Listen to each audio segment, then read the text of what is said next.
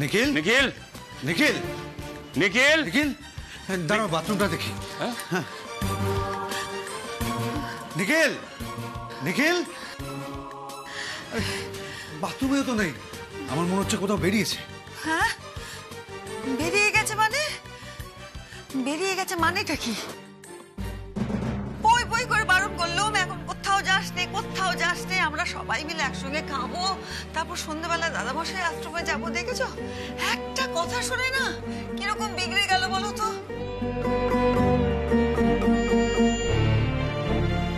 আগে আমার নিখিলটা কি ভালো ছেলে ছিল, হ্যাঁ? সব কথা শুনতো, মায়ের কষ্ট বুঝতো, দুঃখ বুঝতো। এখন কিচ্ছু শোনেও না, কিচ্ছু বোঝেও না, সারাদিন ওই ছাইপাস। আমি জানি না আমি ওকে কি করে আটকাবো, কি করে কি করব, আমি জানি না।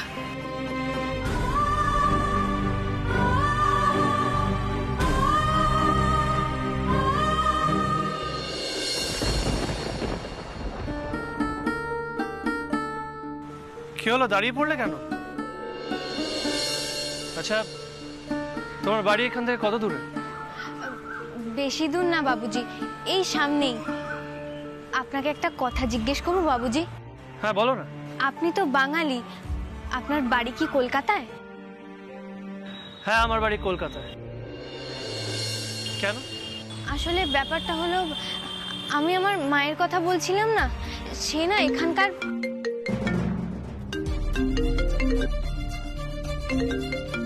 Excuse me. হ্যাঁ, শোনা না, বলো। নিখিল, তুমি কোথায়?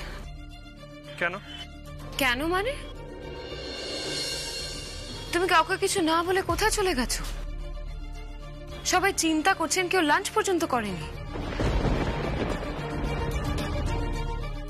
নিখিল, নিখিল তুমি ঠিক করে বলো তো, তুমি এক্স্যাক্টলি কোথায়? অদ্ভুত তো তোমরা। আমি বাচ্চা নাকি যে একা বেরোতে পারবো না?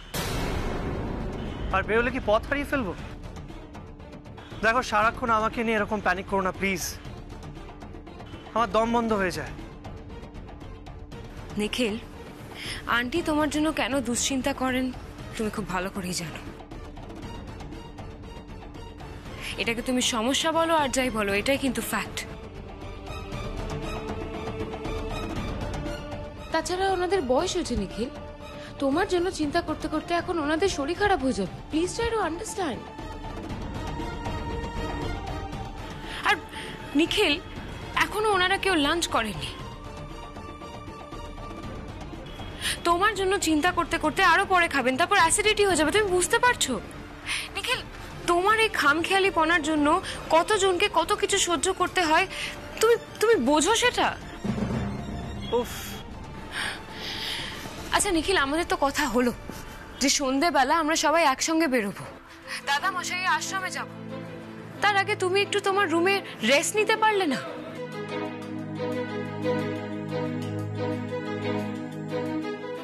এই দুপুরের রোদে তুমি বেনারসের অলিগলিতে ঘুরে বেড়াচ্ছ। Nikhil please, please Nikhil, I request you, তুমি হোটেলে ফিরে এসো। তুমি আর সবাইকে টেনশন দিও না প্লিজ। ও মেয়ে, ফোনটা আমায় দাও, আমি কথা বলবো নিখিলের সঙ্গে। হ্যাঁ রে নিখিল। হ্যাঁ, কি রে, কোথায় চলে গেছিস? বলা কওয়ার দরকার নেই না? আর কত কষ্ট দিবি বাবা মাকে, হ্যাঁ? আর কত জ্বালাবি মাকে? বেশ, খুব ভালো কথা, যা, বলতে হবে না তোকে। কিন্তু তুই যেমন না বলে চলে যাস, সেরকম আমিও একদিন হুট করে না বলে চলে যাব। সেদিন বাড়ি ফিরে দেখবি মা মরে গেছে, তখন মায়ের মরা মুখ দেখতে ভালো লাগবে তো নিখিল? মা দেখি। হ্যালো নিখিল, তুই হোটেলে ফিরে আয় বাবা। দেখ, কতদিন বাদে তুই এখানে এলি। হ্যাঁ, অনেক কিছুই বদলে গেছে, রাস্তাঘাট তো প্রায় কিছুই চিনিস না। তো হুট করে বেরিয়ে গেলি কেন? দেখ নিখিল, এখানকার মানুষজন কিন্তু একটু আলাদা। তুই হঠাৎ করে ওই ড্রিঙ্ক ফিঙ্ক করে ফেললে মানে লোকে সেটা ভালোভাবে নেবে না। আর আমাদের তো এখানে সেরকম পরিচিতিও নেই। বুঝতেই পারছিস আমি কি বলতে চাইছি। তুই চলে আয় বাবা, হোটেলে চলে আয়। আচ্ছা ঠিক আছে বাবা, ঠিক আছে, আমি এক্ষুনি ফিরে আসছি। তুই মাকে প্লিজ সামলাও, বলো কান্নাকাটি না করতে। আমি একটা কাজ ছেড়ে ফিরছি।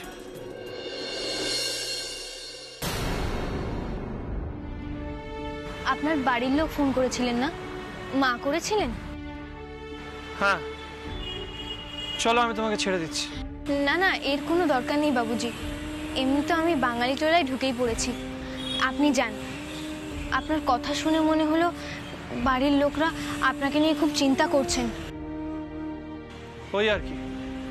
ঠিক আছে, তুমি চিন্তা করো না, আমি তোমাকে ছেড়ে দিচ্ছি, চলো। এইটুকু রাস্তা আমি চলে যেতে পারবো বাবুজি। এই তো সামনে গিয়ে বাঁ দিকে গেলেই আমার বাড়ি।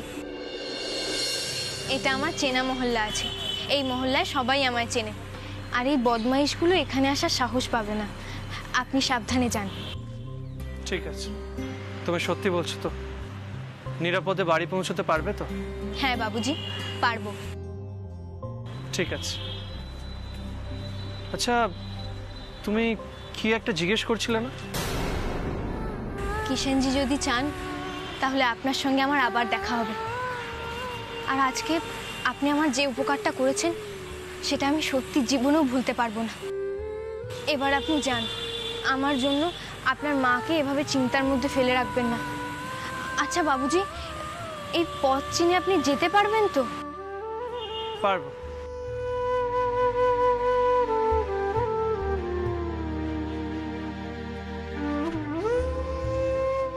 দেখো, আমি বুঝতে পারি যে কাজকর্মের জন্য তোমাকে বাইরে বেরোতে হয়, কিন্তু রাস্তাঘাটে সাবধানে থাকবে।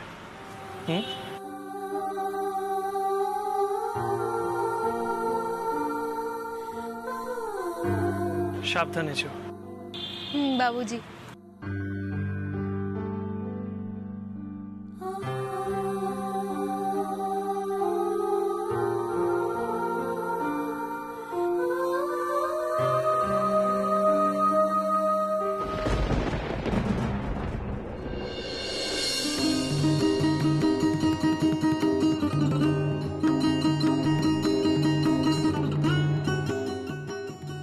মা, কৃষ্ণা,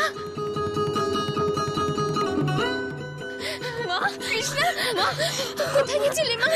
মা, কোথায় গেছিলি তুই? আমাকে ছেড়ে তুই কোথায় গেছিলি?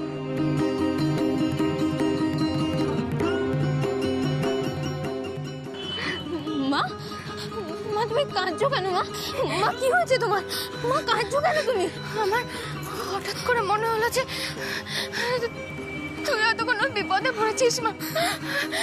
তুই কোথায় ছেড়ে চলে গিয়েছিলি আমাকে? আমি কোথাও খুঁজে পাচ্ছিলাম না তোকে। আমি অনেক খুঁজেছি, আমি আর পারলাম না, তাই তো ঘর ছেড়ে বেরিয়ে পড়ল। তুই কোথায় গিয়েছিলি মা আমাকে ছেড়ে? কোথায় চলে গিয়েছিলি তুই? হ্যাঁ মা, কিন্তু তোমার হঠাৎ করে এরকম কেন মনে হলো যে আমার বিপদ হবে? क्या पता, ये बहू तो इतना दिन कभी घर से निकली नहीं, आज अचानक বাইরে বেরিয়ে দৌড়তে লাগলো। আমি জিজ্ঞেস করলাম তো বলছে কৃষ্ণার বিপদ, কৃষ্ণার বিপদ। আমি भी पीछे पीछे দৌড় লাগালাম। মা, মা তোমার হঠাৎ করে কেন মনে হলো যে আমার বিপদ হবে? বলো না মা। জানি না, আমার হঠাৎ করে মনে হলো আমার বুকের ভেতরটা শূন্য হয়ে যাচ্ছে। তোকে কেউ আমার কাছ থেকে কেড়ে নিচ্ছে। আমি তাই তো আর বসে থাকতে পারলাম না ঘরের ভেতর। তুই একদম চিন্তা করবি না মা, আমি আছি তো, তোর মা আছে। কিচ্ছু হতে দেবো না, আমি কিচ্ছু হতে দেবো না তোকে। মা, তুমি ঠিকই ভেবেছিলে। সত্যি আজ আমার খুব বড় একটা সর্বনাশ হতে যাচ্ছিল।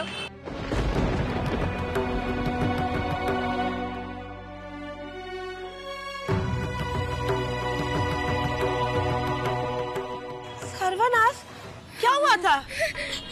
ওই যে কাঞ্চন আছে না, ও সব দলবল নিয়ে এসে আমাকে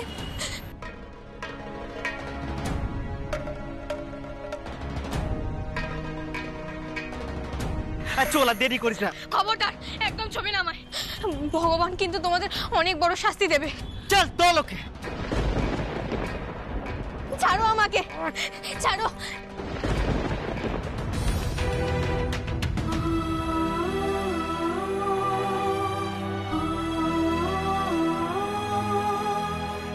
ওকে নিয়ে যাওয়ার চেষ্টা করলে তোমাদের হাত পা ভেঙে এখানেই ফেলে দেবো আমি। আমাদের সাথে লাগতে আসবে তো গঙ্গায় ডুবিয়ে দেবো।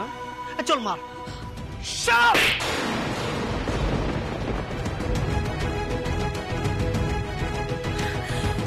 बंगाली बाबू तो भगवान হয়ে এসেছিল।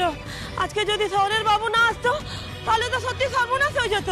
ওই কাঞ্চনের নামে নালিশ করব। হ্যাঁ, उसका बहुत बार बढ़ गया है। ওকে আমি আজকে কতवाली নিয়ে যাব। এই কৃষ্ণা চল চল তো মেরা সাথ। একদম চাচি, আমি এক্ষুনি যাব। মাকে বাড়িতে পৌঁছে দিয়ে আমি তোমার সঙ্গে যাব। ওর বড্ড বার ফিরেছে, ওকে পুলিশে দেওয়া দরকার। না না মা, তুই কোথাও যাবি না, কোথাও যাবি না, কিচ্ছু করতে হবে না। সোজা ঘরে যাবো আমরা।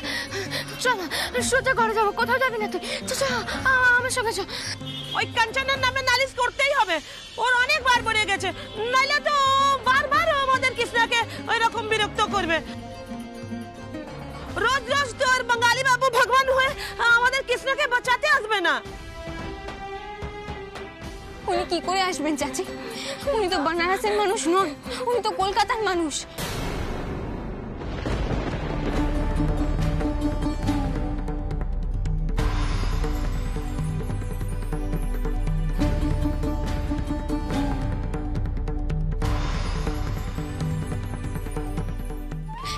জানো তো মা, বাবুজি না খুব ভালো মানুষ। উনি তো আমাকে বলছিলেন উনি আমাকে বাড়ি অবধি পৌঁছে দেবেন। আমিও ভাবলাম যে কলকাতার ব্যাপারে ওনাকে একটু জিজ্ঞেস করে নি, কিন্তু তখনই জানো তো ওনার মায়ের ফোন চলে এলো আর উনি চলে গেলেন।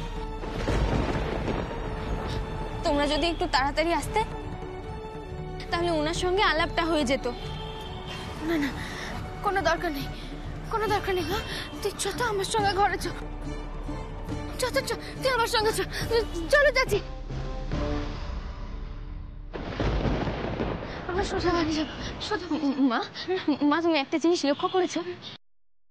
তুমি একটু ভয় পেয়েছো বলে তুমি আমাকে বাইরে খুঁজতে বেরিয়ে পড়েছো। মা তুমি কতদিন পর বাড়ির বাইরে বেরোলে বলো তো? মা দেখো চারিদিকটা ভালো করে দেখো, তোমার ভালো লাগছে না মা? কি সুন্দর সূর্যের আলো। মা বলো তোমার ভালো লাগছে না? চল না আমরা ঘরে চলে যাই, চল না। হ্যাঁ মা আমরা যাবো তো, কিন্তু দেখো আমরা যখন একবার বাড়ির বাইরে বেরিয়েছি তখন আমরা তিনজনে মিলে ওই গঙ্গার ঘাট থেকে একটু ঘুরে আসি। চলো না মা, দেখবে তোমার ভালো লাগবে। না না কোথাও যাবো না, কোথাও যাবো না। চল তুই আর আমি ঘরে চলে যাই। চল মা।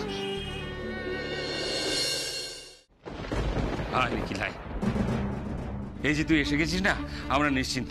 তুই যে কেন কাউকে কিছু না বলে এভাবে বাবা প্লিজ, তোমরা কেন এরকম করছো আমি বুঝতে পারছি না। ঘরে সাফোকেটিং লাগছিল, ভালো লাগছিল না, তাই ভাবলাম একটু ঘাট থেকে ঘুরে আসি। এতে এত উতলা হওয়ার কি আছে বুঝতে পারছি না। নিখিল, উতলা হওয়ার কারণটা তুমি খুব ভালো করেই জানো। তুমি কাউকে কিছু না বলে যদি বেরিয়ে যাও তাহলে তো সবাই চিন্তা করবে, আর কেন করবে সেটাও তুমি জানো। দেখো নিখিল, আঙ্কেল আন্টিরও বয়স হচ্ছে, ওনাদের সমস্যাটা তো তুমি বোঝো, আর তুমি বুঝবে না তো কে বুঝবে নিখিল? বাবা মারা নিজের সন্তানের থেকে এটুকু এক্সপেক্ট করতে পারবে না? মা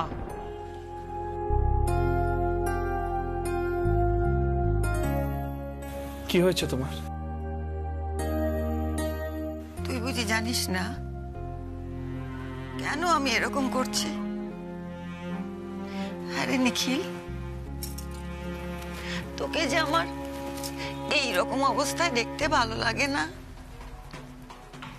সেই যবে শ্যামা তোর জীবন থেকে হারিয়ে গেল, তোর জীবন থেকে স্থিরতাও যে হারিয়ে গেল, তুই যে কোথাও গিয়ে শান্তি পাস না, সব সময় অস্থির হয়ে কি যেন খুঁজে বেড়াস। তুই বল, সেই এত বছর ধরে কোথাও থিতু হতে পারলি তুই? পারলি না তো। তাহলে আমি মা হয়ে আমার সন্তানকে এরকম অস্থির অবস্থায় রেখে যে মরেও শান্তি পাবো না।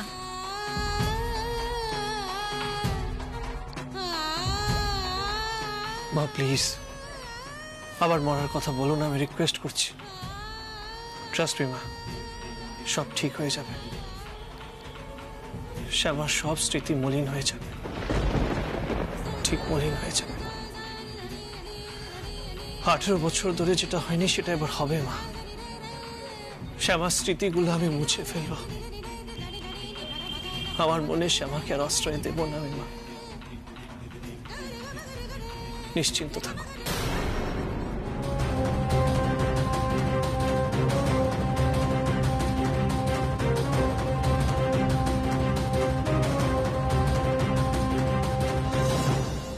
অরুণদা, তুমি আঙ্কেল আন্টিকে নিয়ে যাও।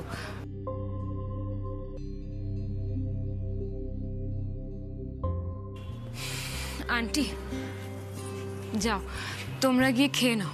নিখিলে স্নান হয়ে গেলে আমি ওকে নিচে নিয়ে আসছি। হ্যাঁ, নিয়ে এসো। ও না না না, বলছি যে ওকে জোর করে নিয়ে এসো না, কিন্তু জোর জবরদস্তি করলে যদি আবার রেগে যায় তখন হিতে বিপরীত হবে। রাগ করো না, আমি আমার ছেলেকে তো চিনি, ও যখন বলেছে ও ঠিক আসবে। ওকে ওর মতন থাকতে দাও। বলছি চলো যাই। হ্যাঁ চলো চলো।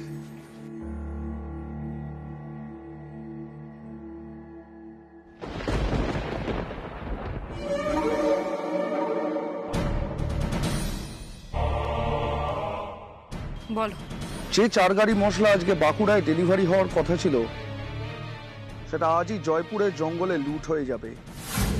এতে কোম্পানির লস হবে প্রায় 4.5 কোটি টাকা। ওকে, ভেরি গুড। দেখো যেন কাজটা স্মুথলি হয়, কোনো ভুল যেন না হয়, ঠিক আছে?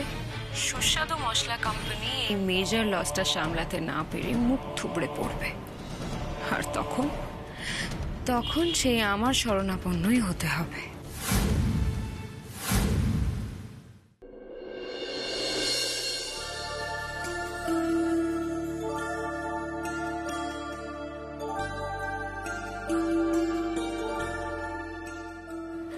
মা, তোমায় কি সুন্দর লাগছে।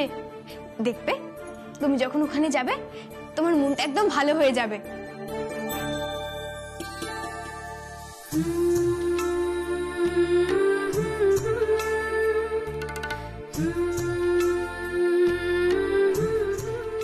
সিঁদুরটার কথা না একদম ভুলেই গেছিলাম। এ নাও মা।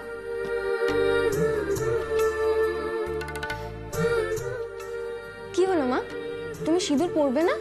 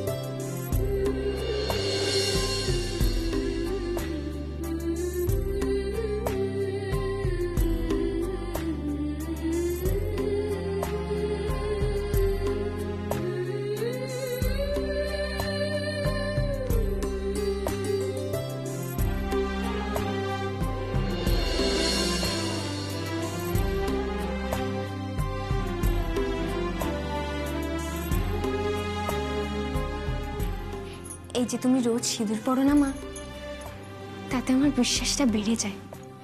একদিন না একদিন আমি আমার বাবাকে ঠিক খুঁজে পাবো, তাকে আমি তোমার কাছে এনে দিতে পারবো। আমার সোনা মা। দেখেছো, এতক্ষণ আমি তোমায় তাড়া দিচ্ছি, এখন আমি নিজেই বকবক করছি। সত্যি আমিও না। কি হলো মা, তুমি মুখটা ওরম করে রয়েছো কেন? আজকে কিন্তু আমি তোমার কোনো অজুহাত শুনবো না। আজকে কিন্তু তোমাকে আমার সঙ্গে যেতেই হবে।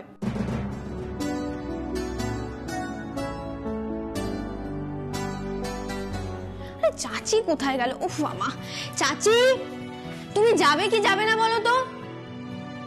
শান্ত মহারাজজি কিন্তু এক্ষুনি আমায় ডাকবেন, দেরি হয়ে যাচ্ছে। চাচি এই তো मैं तैयार हो गई। আমার কিস্তা বেটিয়া গানা গাইবে আর আমি যাব না, কোনো দিন হতে পারে? লে চল চল চল। হ্যাঁ চলো। ওমা জানো তো, আজকে সকালবেলা যে বাবুজি আমায় বাঁচালেন না, ওনাকে তো বাড়িতেও নিয়ে আসতে পারলাম না। ওনাকে ভালোভাবে শুকরিয়া আদাও করা হলো না। ওনার সঙ্গে যদি আবার কখনো দেখা হয় তাহলে আমি ওনাকে লাড্ডু বানিয়ে খাওয়াবো।